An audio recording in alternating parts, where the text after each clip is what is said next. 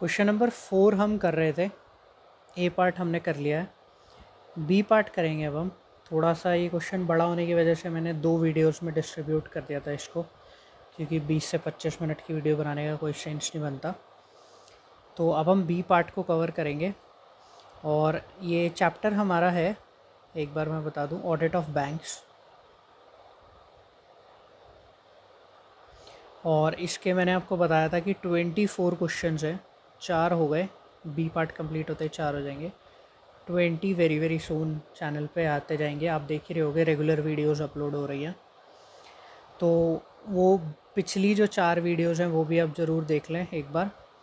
और एक और मैंने रिक्वेस्ट लास्ट वीडियो में करी थी कि जो स्पीड होती है मेरी वीडियोस की, आप देखने की, बनाने की तो मैं जितनी मर्जी स्लो बनाऊँ बोलते टाइम, आप 2x में देख लो या 1.5x में देख लो, 1.75x में देख लो, जैसा आपको कन्वीनियंट है वैसे आप देख सकते हो, क्योंकि थोड़ा जल्दी हो जाएगा। 11 से 12-15 मिनट की वीडियो होती है, 6 से 7 मिनट में ही हो जाएगी आपकी। तो अब हम चलते हैं, स्टार्ट करते हैं। Balances in accounts of a bank situated in foreign currency.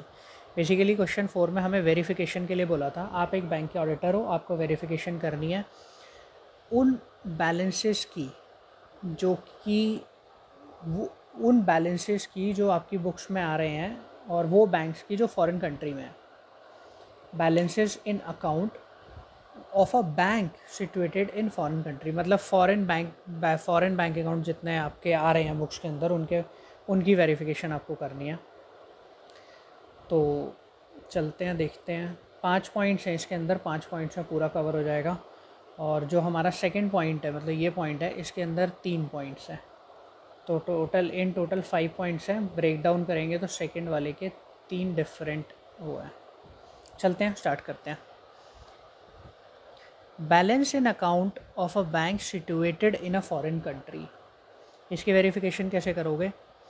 Verify the ledger balances in each account with reference to the bank confirmation certificates and reconciliation statement as at the year and.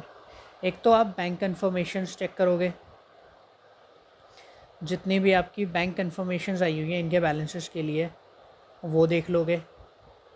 और bank के balances हमेशा जब हम check करते हैं तो हम लोग रिकन्सिलेशन ज़रूर करते हैं, तो एक रिकन्सिलेशन आप और चेक कर लोगे। तो ये 2 पॉइंट्स बोले हुए हैं कुछ पॉइंट नंबर 1 के अंदर, मतलब पॉइंट नंबर 1 हमारा हो गया है। आपको क्या क्या करना है? बैंक कन्फर्मेशन सर्टिफिकेट्स चेक करने हैं और रिकन्सिलेशन स्टेटमेंट्स चेक करनी है एट द ईयर एंड। फिर आता है फर्स्ट पॉइंट को ही और इलेबोरेट करते हुए, review the reconciliation statement and pay particular attention on the following. ये कह रहा है जब आप रिको चेक करोगे, रिकन्सिलेशन स्टेटमेंट चेक करोगे, तो इन पॉइंट्स पर आप पर्टिकुलर अटेंशन जरूर दें। क्या क्या है point? Examine that no debit for charges और credit for interest is outstanding. कोई चार्जेस डेबिट बैलेंस के, कोई इंटरेस्ट क्रेडिट बैलेंस का आउटस्टैंडिंग ना हो। And all the items which ought to have been, ought का मतलब होता है should, ought to have been taken to revenue for the year have been so taken। मतलब जो भी आपके चार्जेस थे, जो भी आपकी इनकम थी, जो भी चाहे डेबिट बैलेंस हो चाहे क्रेडिट बैलेंस हो, जो भी होना चाहिए था रेवेन्यू में अफेक्ट, जिसका इम्पैक्ट बनता था, वो आपने ले लिया हो। कुछ भी आउटस्टैंडिंग ना हो, कुछ भी पेंडिंग ना हो। तो यहाँ से लेकर यहाँ तक सिर्फ इतनी बात बोलता है। आगे चलते हैं। This should be particularly observed when the bills collected etc. are credited with net amount and entries for commission etc. are not made separately in the statement of account। ये कह रहा है कि ये कब देखा जाता है, मतलब ये जो चीज़ आपने ऊपर पढ़ी कि डेबिट के चार्जेस और क्रेडिट के इंटरेस्ट, ये कब देखा जाता है? जब बिल्स कलेक्टेड की नेट अमाउंट की एंट्री पास कर देते हो आप, और कमीशन एक्सेट्रा, कमीशन की एंट्री आप सेपरेटली नहीं करते।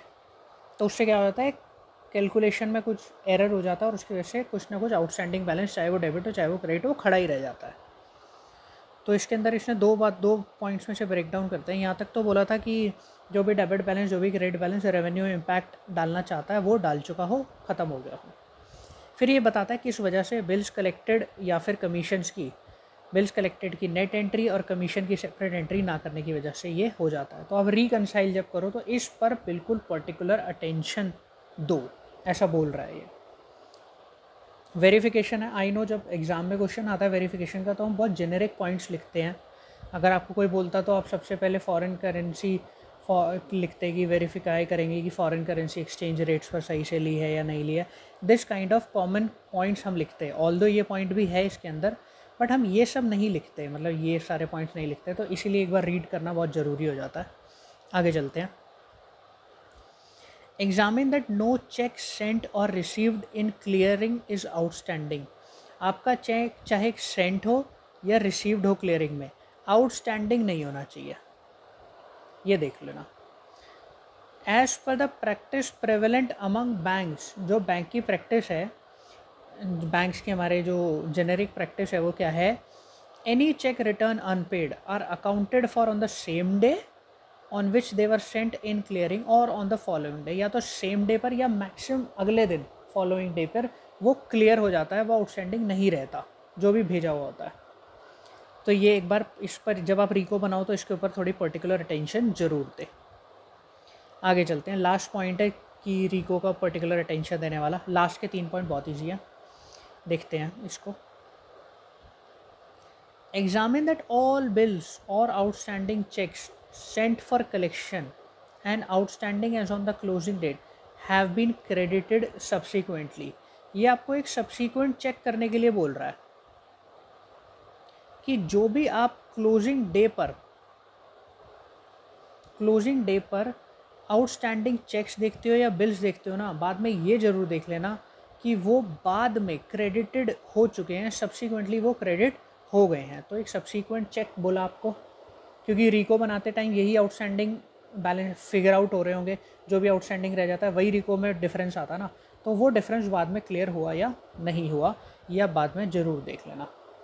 तो बीइंग एन ऑडिटर ये आपको बता रहा है कैसे कैसे वेरिफिकेशन होती है। तो फर्स्ट और सेकंड पॉइंट हमारा हो गया है बढ़िया से। चलते हैं, लास्ट के 3 पॉइंट है, बहुत सिंपल से आगे चलते हैं। Examine the large transaction in interbank accounts particularly towards the year end to ensure that no transactions have been put through for window dressing। Interbank की जितनी भी लार्ज ट्रांजेक्शन्स हैं, इंटरबैंक अकाउंट्स की जितनी भी लार्ज ट्रांजेक्शन है, साल के एंड में ना उनको ध्यान से चेक करना कहीं उसमें कोई विंडो ड्रेसिंग तो नहीं हो रखी। अगर आपने मेरी पिछली वीडियो मतलब ठीक 4th का ए पार्ट देखा है तो सेम पॉइंट हमने वहाँ भी डिस्कस करा है कि साल के एंड में क्या होता है, हम अपने जितने भी अकाउंट्स होते हैं ना उसको रेगुलर बनाने की कोशिश करते हैं। रेगुलर बनाने की मतलब विड्रॉल, जितने भी विड्रॉल हमने कर रखे होते हैं ओवरड्राफ्ट से, हम उस टाइम पे साल के एंड में पे ऑफ कर देते हैं और जैसे ही साल ख़त्म होता है फिर दोबारा से विड्रॉ कर लेते हैं, ताकि ओवरड्राफ्ट वाली विड्रॉल वाली लिमिट ज़्यादा ना लगे। तो एक window dressing, kind of window dressing करते हैं। तो सेम चीज़ बोल रहा है कि जो भी लार्ज ट्रांजेक्शन है उनको साल के एंड में ज़रूर देखना कि उनमें कोई विंडो ड्रेसिंग ना हो रखी हो। ठीक है, इंपॉर्टेंट वर्ड है विंडो ड्रेसिंग, बचपन से पढ़ते हुए आ रहे हो अकाउंट्स में। आगे चलते हैं। Check original deposit receipts in respect of balances in deposit account. जो डिपॉजिट अकाउंट्स खड़े हैं उनकी ओरिजिनल डिपॉजिट रिसीट्स आपको चेक करनी है। इन एडिशन टू, मतलब in addition to confirmation certificates, आपको कन्फर्मेशन सर्टिफिकेट्स तो चेक करने ही करने हैं, साथ में ओरिजिनल डिपॉजिट रिसीट्स भी चेक करनी है। और कन्फर्मेशन सर्टिफिकेट हमें किससे मिलेंगे, ऑब्टेन फ्रॉम बैंक्स, क्योंकि बैंक का ही लेजर है ना वो, बैंक फॉरेन कंट्री वाला bank. In respect of outstanding deposit, outstanding deposits के लिए वो कह रहा है आपको कि आप कन्फर्मेशन सर्टिफिकेट्स तो लोगे ही लोगे, साथ साथ में ओरिजिनल रिसीट्स भी चेक करना। बस ये प्लस कर दिया। लास्ट पॉइंट है हमारा, check whether these balances are converted into the Indian currency at the exchange rates prevailing on the balance sheet date and ensure compliance with relevant AS, ये बोले तो AS 11। सेम वही point जो शायद हम foreign currency balance देखते ही सबसे पहले लिखते कि ये ज़रूर अश्योर कर लेना कि जो बैलेंस इंडियन करेंसी में कन्वर्ट करे गए हैं वो प्रिवेलिंग एक्सचेंज रेट्स पर करे गए हैं, बैलेंस शीट के प्रिवेलिंग एक्सचेंज रेट्स पर करे गए हैं, to ensure compliance with relevant accounting standard.